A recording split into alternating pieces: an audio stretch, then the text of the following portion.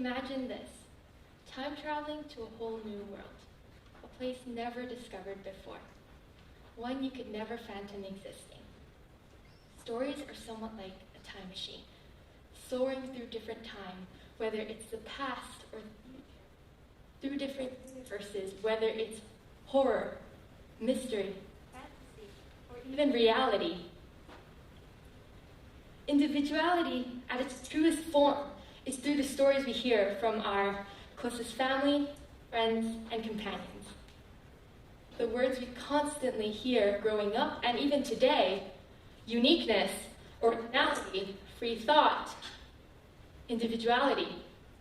Yet, we don't know what these words actually mean for us. The questions that are constantly in our heads: who am I? What is my purpose? What drives me? It's funny how we spend lifetimes searching for these answers, trying to find them in the outside world, when in actuality, it's inside of us, inside our histories and tales. A very interesting quote I heard was from Professor Adria Breen. She studies how stories and storytelling defines who we are and how it shapes our experiences. She said, "Storytelling isn't a childhood pastime. It continues throughout adulthood as a means of defining ourselves. Identity is constructed through stories." Within the field of psychology, narrative psychology investigates how stories and storytelling shapes us, how it looks at our different memories of the past. It helps us understand our present and the projections of our future. Narrative psychologists believe that stories, rather than logical arguments, are the primary routes by which we communicate meaning and value. People have a natural affinity for stories. Our brains are wired to learn facts better through stories, rather than just based or just on a list. Our emotions are also wired through stories. Let's take, for example, legal arguments. We find legal arguments more convincing when they're tied to a narrative rather than just based on legal precedent. Research has also found that most of us, after the ages of 16, our late teenage years, we no longer find ourselves and see ourselves as the main character of our own story, but rather a side character, one that isn't considered important in movies, plays, films, or books. Yet, what most of the population does not know is that mood and emotion come into play. We are all leads of our own stories, and our novel writes itself.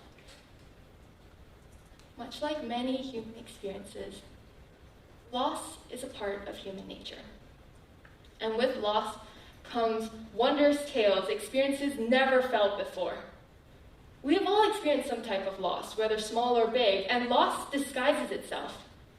Whether it's in the loss of an opportunity, the loss of a family relative, a friend, a pet, or simply a relationship. We have all lost something small or big. And with it, it creates a part of who we are. Some may say that my biggest loss was the loss of a loved one. My first loss, when I lost my confidant, my hero, my grosspapi, the only grandparent I ever knew.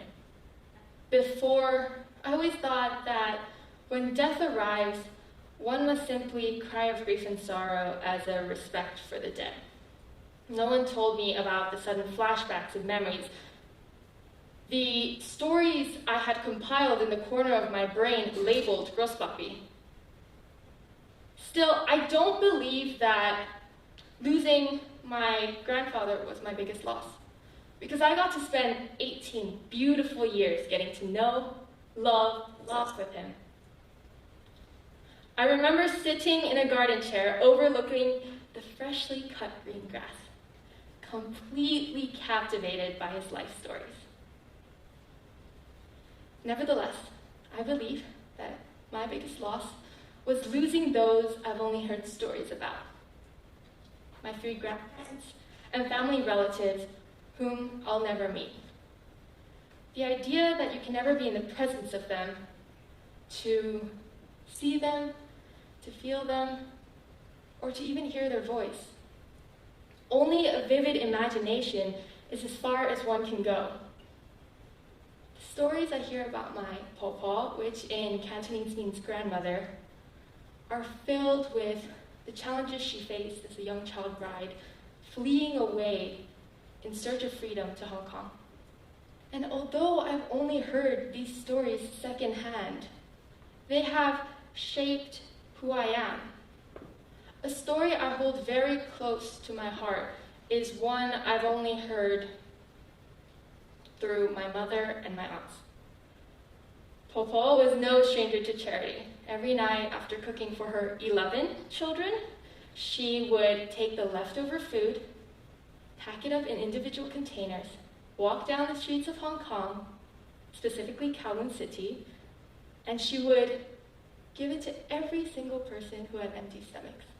Although I only heard these stories through my mom and my aunts, it's chiseled the person I've become today. After hearing this story, perhaps you will walk away with a little bit of me and I you because of the experience we have shared today together in this very room. We don't just tell stories. Stories tell us. They shape who we are, they shape our perspectives, our values, our beliefs, our understanding of the world. Storytelling doesn't construct our identities. It is the stories that are our identities. We can never stop storytelling. It is a form of human connection and communication. Some may say it's an unstoppable gift, one that goes on forever and ever, even after the original storyteller has passed. Much like an actual novel, our lives are filled with unique memories, love, experiences, values, perspectives, beliefs. And with it, it impacts thousands of people around us. Thank you.